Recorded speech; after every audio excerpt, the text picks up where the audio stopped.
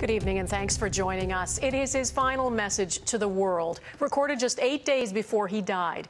In life, Dr. Donald Lowe was one of this country's leading microbiologists, best known for his pivotal role in guiding Toronto through the SARS crisis. But it is the candid interview he gave before his death from brain cancer that has put him front and center now. In it, Dr. Lowe makes an impassioned plea for the right to die with dignity, to be able to, as he says, make the decision himself when enough is enough. Jen Tryon now on a doctor's powerful plea.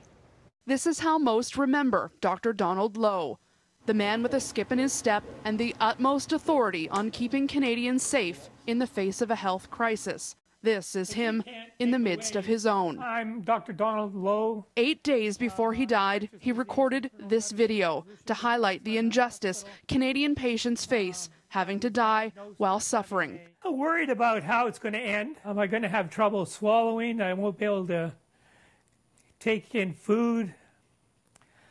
Things like that, you know, what the end is going to look like, that's what's bothering me the most.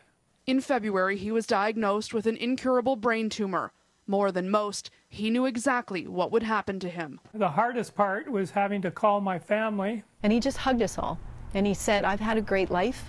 Everybody has to die. I'm ready to go. I'm just so proud of all of you. It was like unbelievable. He started to research, what is there out there? What kind of cocktail of drugs could I take? He got nowhere. Assisted suicide is illegal in Canada, and even with his connections, there was nothing he could do. And I think what surprised me the most is how the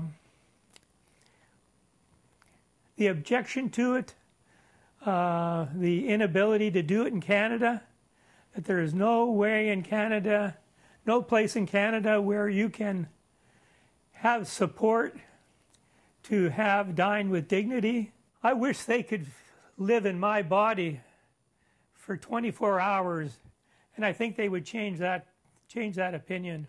Dr. Lowe spent his final months growing weaker, losing his sight, one eye taped open to help with double vision, unable to hear or walk. I'm just frustrated not being able to have control of my own life, not being able to make the decision for myself when enough is enough. You know, we've come far enough. It's time to bring it to an end. His only option was for the cancer to take him. I mean, why make people suffer for no reason when there's an alternative? I just don't understand it. Donald Lowe died Thursday in the arms of his wife. It was the death he dreaded that he got. Gasping but sedated, with no help or no control, but still fighting for patients in death as he did in life. Jennifer Tryon, Global News, Toronto.